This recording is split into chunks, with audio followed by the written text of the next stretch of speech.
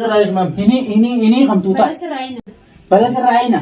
Tayo si kanamata. Naraayik ini. Maalif Naraayik jeebu naraayik. Maalif dhuftee sababa dhuftee miidhasanii Maalif dhuftee Takkitu mara bitaa naraayik. bari isa kanaa hojjetu Maali ta'e nuti maali miidhame Takkitu mara naraayik mam. asiinu qaammeedha harkasa ini asidoota kan hundu Naraayik mam. ini nu Rabbi zara naraayik ulas deebu yaa. tayo si Naraayik yaa mam Allah ani umnaan bara yani khabajayin gartee sindur taa jira miti. Naraayik yaayin tu. kabaj wallahi yaa'is lafa dhugaa Awani bisa bara nakame kana. Awa mam maal ndi bina brezari ya maal. takkiidhamu feetaa miti. Wa maal ni singo de Rabbi zara. Leeshitti hanjamtu. Awa na disa. Obboleettii xiyyata dhawamtee mana jirtu. Gurbaa kana wanni godha koota akkana maal laalaa jiru. Gurbaa qabne mana koonnarraa kafalaa jiru maallaqa namaa nyaatee asii hanjama jiru. Dhufee mana nama tumu. Nama tumu kana dhuftanii akka bilisaan godhu. السلام عليكم ورحمة الله وبركاته وكم نقبضني دعوة تدخل قال في قاري كسنا قبضنا بدي سر رقبة ولدي ونتيجة الحمد لله قالت ربي بقنا قانا إذا نستنجد أنس الحمد لله قالت ربي فيا نجان كبا لقاد بتشولا في وأنا هدونا ما جابوا أرانتنا مين ينتبه إني وانا ولا lubbuun xiyyaara ka haaliqaa jirti. Dhugaa yoo lubbuun xiyyaara kana maa jiraate ilma namaati jechaan usa. Walaakin ammoo rabbii gartee lubbuun xiyyaara ka jirtu waliin kakadhaarraa ilma namaa gartee miti kanaan boodatti kabajaa waan jaamus kabajaa fi ulfinninis duraan hafe. Ani ilma namaa kana hedduutu akkaniin kabajaa. Mudatu kulleen fedhu yaa illeen fedhu nama laqiirraa. Walaakin ammoo ani kan jechuudha ifi xiyyaaf rakkoo namaatiin furoojetiin ifiifuu rakkoon akka nama tokkotti rakka dhuunfaatiin rakkoo jirti. Rakkoo namni naan beekne narra deemu jiraan fakkeenyaaf. Kun hundi maalirraa ani ofii waan kana badii tana waan hin godhin qabu ani fiti ilma namaa. Akka nama tokkotti toltuu yaadudha. Toltuu yaade jeetiin toltuun tiyya gara minna irraa jiramu jirti gara sharriitti irraa jiramu jirti. Subhaanallah. An takkaa gartee miti ilma namaatti illee hamtu yaaduu illee hin fedhu. Ilma namaatii wajjin illee yaa hin fedhuun amala kiyyatti nagaan bubbee nagaan galuun barbaade. Maaliif yoo tan bilaashitti jechuudha bajii takkaan malee Mahammad dhaqeetti ilaala jeetiin kaleessa taraa meeqaan dhaqee mana sanii kootu naan jeen maamme bira dhaqeetiin ture. Dhugaan bira dhaqoo maallaqa na gaafate maal hin jiru maallaqa 500 hin argee. Jaartii isaatis jaartii fannisillee deebiin hin gaafanne lammaffaallee. Maaliif waan hin gaafataniif jira. Kuni gaafachuullee nan barbaachisu. Hangaan danda'utti tattaaffii akka dhuunfaatti godhutti hin jira. Walaakin ammoo osoo nama maallaqa singichuudha gartee miti itti urkee barbaadu jiru fuudhanii mucaa mana keessaa kara biraa geessan. Kara biraa geessan leeshitti kara biraa geessan. Kara biraa maaliif geessan jechuu irratti kan naaf isaa wallolle. Ammaal balleessime. Waan biraati miti heddummaatanii mana keessatti fakkeenyaaf yoo gartee inni waa itti ol seennaatiiti jechuudhaan maammaan faan qabanii harka itti kanneen hidhan. Tana gartee bagan hidhan. Walaakin ammoo Kanaaqiyaan boona ani yaa illee hin fedhu akka fedhanitti illee dhugaa yoo tuman anni nusa.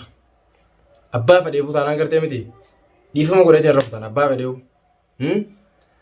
Maaliif yaa'ii waan hin feeneef rakkoon takkaffaa uumamtee lammaffaan uumamtee sadaffaan irratti uumamu deemtii mire ani fi xiyyaaf rakkoo kana keessa osoo hin galle maaliif rakkoo kana keessa galre ilma namaa jechaan rakkoo kana keessa galu jiraami rakkoo namni aan beena tanatanii kophaati itti gubadhu faayidaa naa qabdire maammattaanaan akka isin beektan kayifii isaatiifuu deemee intala dhalaa manatti mee rakkoo kan hunde ifi fidee anatti illee rakkoo tana fiti an akkamiin ta'a namni naa beekutu hin jiru ammoo namni kun gartee bakka bakka ta'aniiti dachaas maaliif mucaa kana hin baafne maallaqa hanga kana kafaltanii maa hin baafne maallaqa hanga kana dhugaa isin hin jaan baatii haakiroochaarii baatii guyyaa 12 jira barra sa'aan absak sa'aan abbakii jira sa'aa gartee maallaqni hin jirre naan mareetee daga cafa keen gaafasan liqii nama niin tumaatii qoottuudhaan abaasi keetii isitume ani rakkoo keessatti maana wannoo chorbaatan deengaddaas akka waasinatitti kan yaameessa ammallee diibee mana keessatti waasinatti dhaabne yaamee harka firraa kutee mucoo namaa mana keessatti tutaalee hudhaadhaan qab godhee mana keessatti rakkoo biraata lammaffaa ani eenyu jaalas tolteemu jira ifi silaa fakkeenyaaf inni mucoo san hudhee siqee baafate hoggaan an dhufe eenyu qabaniidhan nama biraati anuma osoo sun hin ta'in alhamdulillah rabbil alamin rabbiin gartee miti isuma gartee kan silaarraan tanaas akka lammaffaatti harkeef balleessee mana kana akayifii gudeemu ani isa kuman qabu ni dhufa akka haalaatti hoggaan an dhufe anaa itti tumama jechuudha bakka isaa bu'eetiin qaxaqqatama namni nagaa ofii kan hin geenye hundi taa'ee anarratti afaan bara narratti afaan bara jechuudha ani Itoophiyaa dila tanaa wajjin ilaalla ana haasoo dhedheeraas hin fedhan Itoophiyaa amantanaa wajjin hedduutu akka jiraachuu natti ulfaatee jirtan Itoophiyaan guutuun si olgita Tadhalaan gartee dhalaan baalagee dhiirti baalagee. Itoophiyaa kanaata naa wajjin jiraachuu jira keenya. Tana Itoophiyaan ammaan tana yaman akkasitti gartee miti ifiisiitii wal cinquu jirtu. An oo jechuun illee bara dhugaa dubbachuudhaaf dhiifama irraa ta'a. Oo maqaa jedhamu san naatu hin feene. Saniif Itoophiyaan tun gartee miti rakkoo akkanaa tanarratti narratti illee fidu jiran. Ani akka nama tokkotti dhugaa tattaafadhe Mahammad ati obboleessa kiyyaa. Hangaan iddootti tattaafadhe walaakin ammoo gizee mana keessatti intala dhalaa takkatti harka firraa kuttee isitti utaaltee gartee isii haatee udhaadhaan qabde ani obboleessa keetiif maal yaaddi? Ana kashiduu waan mana kana dhufu maal yaaddi obboleessa kiyya qaalii? Eegate isii adabattee maaliif hin taa'in? Maallaqa ani hin barbaadiyyeetiin kuteemi. Hayyee ati fakkeenyaaf dhugaa sana fiiteeti haatee ofii ijaaniin kunneen dhufaati. Ana miskinticha mana kana keessatti hidhanii an dhugaan isinitti malageeffadha laal. Badii takkaan malee ilmi namaa akka na dhuunfadhu akkatti. Harki edda maammeen na lakaake hangammaa na dhukkubu jira. Walaakin ammoo gartee miti waa hundaafuu yeroo gizee jira. Yeroo kan nuufi qabdate waa hundaafuu rakkoos ta'e balloos ta'e yeroo itti wannachuu qabda malee gizee san keessatti rakkoo hundaa furu jechuun wallaaluu mana fakkaate akka wallaala kiyyaatteen. Jarjarri gaarii mina duraa balleessaa waan jaamu takka laaletiin kan jechuudha na qabanii harka duuban na laqaaqanii maal jaan cal jeetti dhiisaanis. Wallaaleeti miti quba qabaadhaa jira keenya. Alhamdulillahi rabbil alamin rabbiif galannee haa ga'u. Anillee gartee miti hamtuu garaa keessaa namaaf hin qabu. Itti waywaadha isaan sanillee gartee miti naga lakkisan. Asitti deebinaa naga lakkisan. Gartanii ati hamtuu namatti yaadin ilma namaatti hamtuu yaadin hanga dandeessutti khayruma yaadi sharriin abbaadha eeggatti. As deebi. Obboleessa kee tokko feetu wajjin daladhu feetu wajjin wal baradhu obboleessi kan rabbiiti. Haa wajjin dalatan qofaa miti. Ana obboleessaa wajjin daladdarra obboleessa rabbii yeroo naa caala jeeti yaate. Maaliif yootan rakkoo fi bal'oo hundana wajjin qoottatu jira obboleessa rabbii kan biyyaan baakeessa wal barre kan wal garree wal barre. Wal baruun akka cirraate addaan booda dhukkubsammuutu jaan. Kanaaf yeroo waa'ee hiriyaa kana gizeen kaasu hedduu takka garaan keenya raafama. Maaliif ani Mahammadiis waan inni irraa murachuu dadhabeef takkaan qaba.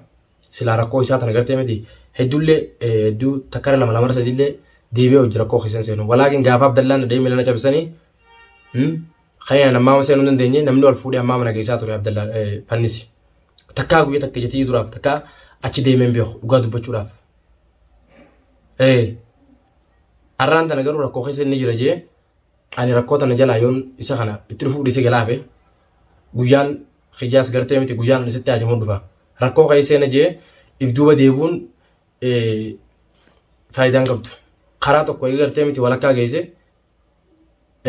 haruma silaa gartee duraan itti qajeelsan deemuudha malee if duuba deebuun faayidaan qabdu jechuudha. Waan kanaas duruun seene akkaan seene duruun farkaan jira keenya. Seeneetiin keessa jira.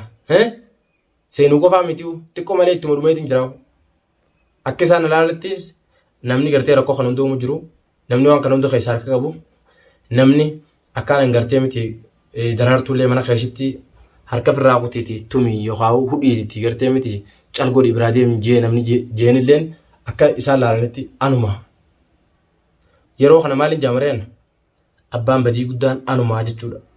Anamma isaan biraa irraa wajjin kaleessaa wajjin guyyaa sadiin bira dhufe jira keenya.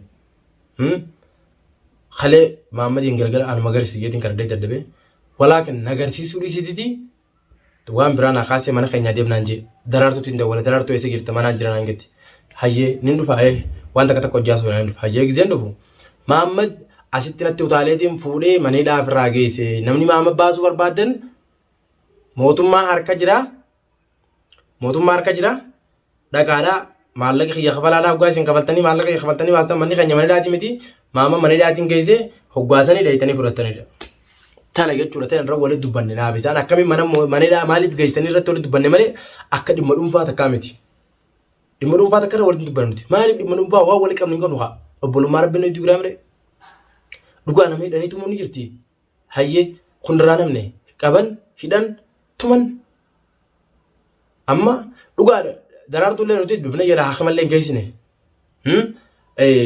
Jala deemnee illee gartee akkam taatee miidhamtee eessaan miidhamtee hin jenne osoo isaanis osoo gartee miti kanaan hin hafatanii galgala kaan giseen akkas godhu galgala lammaffaadha daraartuunis karaa baatee osoo nuti gartee dubbii sanuu adda baafannee isaan biraa dhufuudhaaf gartee miti karaarra jirru Mahammad qabanidhaan. Yeroo kana akkamiin dhufnare rakkoon biraatu uumamteeti. Rakkoon takka tatara duraarra tatara lamaffaa irraamtu. Amma isaan rakkoo guddoo anaa barbaadan. Ana gartee miti anarra birtee barbaadu jiran. Ana kana. Anammoo akkanaa jee haada namaa seenuun fedhu. Amma harkee isaan dalagaaga wallaahi laazii rabbi haaliqaan isin qaaddaa. Kunoo amma gartee miti kanaa keessaan dhukkuban. Wallaahi. Alhamdulillah walaakin ammoo gartee miti kan akkasii na gubbaa ta'anii maal la godhanii anis gaa humna hin qabu waan ta'eef caljeetiin dura ta'e. Dura ta'an kun ammoo anaaf khayrii taate. Nadaa akka feetan na godha. An gartee isin hojillee yaa'ellee hin fedhu. Isinittillee dubbachuun barbaadu. Waan isin naan jettan guutuu godhuudhaaf qophiidha. Yoomiyyuu taanaan gartee isin duraas hin fiigu manni bakkaan jiru mana keessanii. Akka feetan na godhaan jeen. Achirratti ulii daraartummaan gartee miti ijoollee irraa kadhattee dhiisaa adeemu ittiin harkaan baaste. Galanni kan rabbiiti. Gartanii yeroo takka wannummaan hundinuu wanni laaftu dhufaan jirtu. Wanti hundi aarsaa kafaluuf feeti. Akkuma miskiinummaa gartee aarsaa kafallee miskiinummaa bira dabarree tujjaaruudhaaf gartee halkanii guyyaa tattaafannutti. Wannummaan feetee yoo aarsaa kafalte malee wanni laaftu dhufaat akkana jirti jee yaaduun. Duutinuu laaftu namatti hin dhuftu gara keenya. Saniif anangaan danda'utti har'aas boruus taanaan gartee miti wannummaan feete sunaan dhuftu malee waan kana eegaa natti seenne bakkumaan hin gaama amma bakka fedhan goda isaan gartee mi goda fedhan yoo geessanii goda barbaade yoo geessan Mahammad nagalaan baasan goda fedhan fannis jechuudha bakka fedhan haa geessanii walaakin ammoo tan isaan godhanii fi tan isaan godhu khayirraa hamtuudha arguuf teessan rabbiin harka kiyyan naqinan niin kakadhaa rabbiin harka kiyyan natti naqinan rabbi harka kiyya hana gujeen kakadhu rabbiin harka kiyyan naqin nam tokkollee gaafa harka kiyya seenaan hin beekon. Namni akka kiyyaa haasidaati sin jiru namni akka kiyyaa gartee miti baalageeti sin jiru anummaan callisaan kun naman tuqu walaakin garuu immoo tuttuqaan gartee miti tuttuqaan baay'atte gartee miti waan biraa fiddine beeytan. Amma garuu obsee osoo gam tamaan magaraana gubuu jirtu osoo nulee Mahammadiif laaleeffachuu jiru osoo nulee daraartuutu laalachuu jiruuti daraartuun dhuftee Mahammad qabdee kataakkatti osoon tamaan masanii laalachuu jiruuti. Anuma kiyyaa'u qabanii bilaashisitti bayyita kaan malee mana keessan na cafaqan. Rabbi hamdi dhagaa akkanatti naftu wanni hundi ni jijjiiramte haa jira kan. Saniif jecha har'aas boruus taanaan boruus aan dachaasi abdiin kutodhu.